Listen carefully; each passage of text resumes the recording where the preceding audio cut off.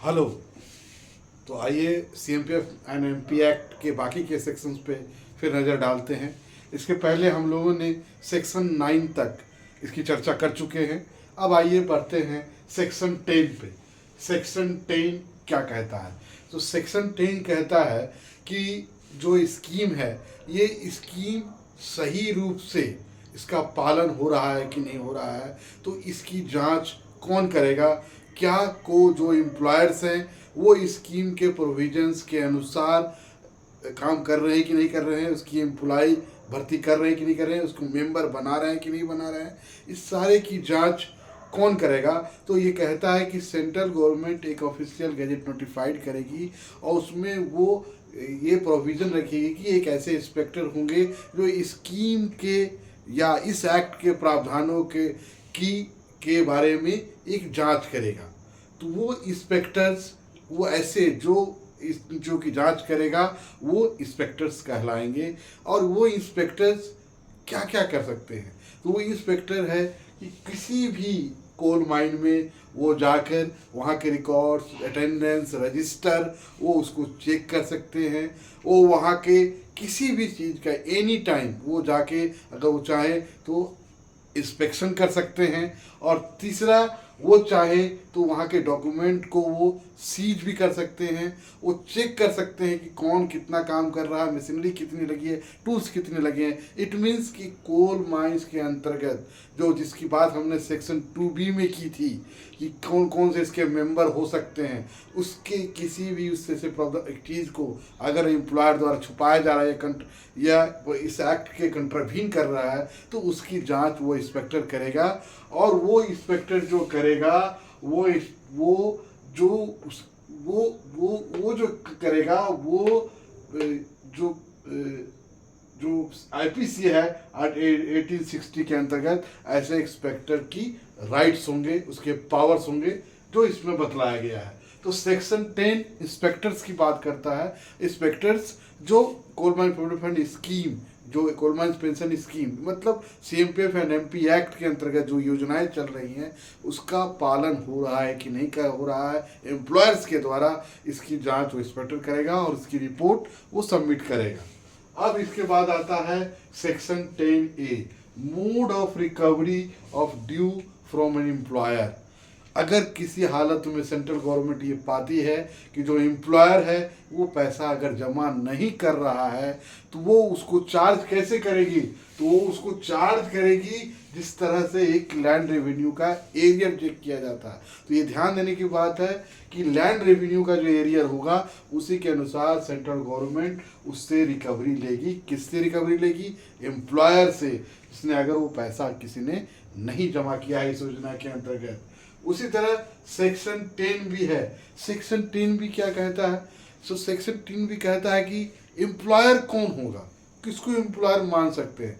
तो employer means कहने का मतलब है किसी भी फर्म का जो कोल माइन से रिलेटेड हो, ऐसे किसी फर्म का कोई पार्टनर है वो भी एम्प्लॉयर होगा। अगर कोई एसोसिएशन है, कोल माइंस का एसोसिएशन है, उसके जो मेंबर होंगे वो भी उसके पार्टनर होंगे। जो भी उसमें किसी का शेयर अगर होगा, कोल माइंस में अगर उसका शेयर लगा होगा, तो वो भी उसका वो कोल माइंस का वो एम्प्लॉयर की श्रेणी में आ जाएगा। कोई भी लोकल गवर्नमेंट लगेगा, कोई भी ऑफिस ऐसे लगेंगे, कोई भी कोल ब्लॉक ऐसे होगा जो कोल माइन का काम कर रहा है, वो सारे एम्प्लॉयर्स होंगे। और सारे जो होंगे coal mines provision, coal mines provident fund and miscellaneous provision act के प्रोविजंस के अंदर पनिशेबल होंगे। तो ये ध्यान रखने की बात है कि एम्प्लॉयर कौन होगा। तो कोई भी एम्प्लॉयर, कोई भी जो मैनेजमेंट कर रहा है कोल माइन में, वो सारे एम्प्लॉयर कहलाएंगे। और उसके बाद जब बात आती है तो वो आता है सेक्शन 10C। अब सेक्शन 10C क्या है? डेलीगेशन ऑफ पावर, शक्तियों का प्रत्यायोजन।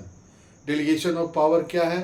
Delegation of power it means कि ऐसा कौन होगा जो इस पूरे एक्ट और स्कीम के प्रावधानों पे कार्रवाई हो रही है इसकी जांच करते रहेगा या उसको एडमिनिस्टर करने में सहायक होगा सेंट्रल गवर्नमेंट का। तो इसमें क्या होता है, सेंट्रल गवर्नमेंट एक नोटिफिकेशन के जरिए या तो इसके चेयरमैन को या कमिश्नर को ये सारे पावर्स वो दे सकती है। तो और वो बोर्ड को पावर देती है, और बोर्ड क्या करता है कि बोर्ड वो पावर या तो कोल माइन प्रोविडेंट कमिश्नर को देगा या चेयरमैन को देगा। तो ये बोर्ड पे डिपेंड है कि बोर्ड कैसे इसको संचालित करती है, जिसकी चर्चा की गई है सेक्शन 10C में। उसके बाद आता है section 10D, payment of contribution by employer and recovery thereof from members.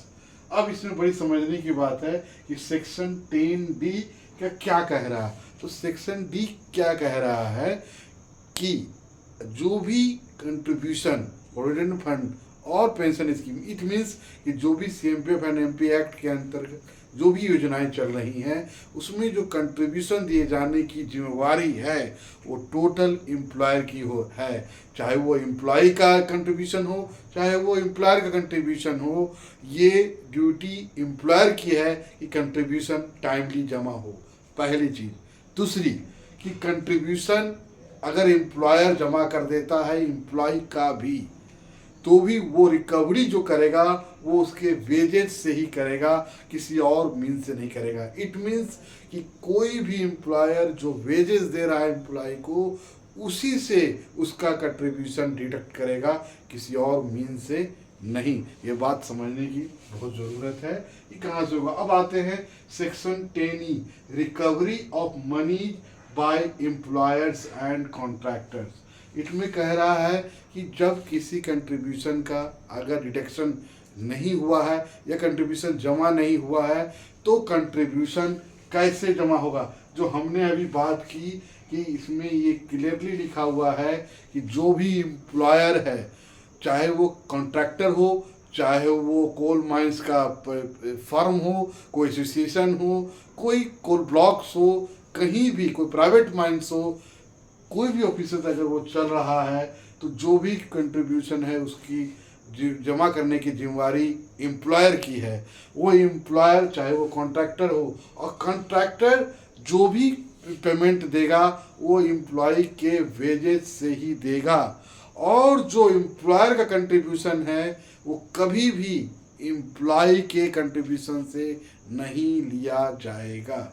तो ये बेहतर समझने की बात है कि जो भी रिकवरी होगा कंट्रीब्यूशन का वो एम्प्लॉयर की ही जिम्मेवारी है। अब आगे बात करते हैं 10F की, पावर टू रिकवर डैमेजेस। ये क्या है? ये कहता है कि जो भी डैमेजेस हुए, डैमेजेस मीन्स जो भी कंट्रीब्यूशन दिए जाने में जो भी डिले हुआ है, उस डिले का ये जो पावर है ये क्वासी जुडिशियल पावर है। किसी भी डैमेज को रिकवरी करने का जो पावर दिया गया है इस योजना के अंतर्गत वो क्वासी जुडिशियल पावर है।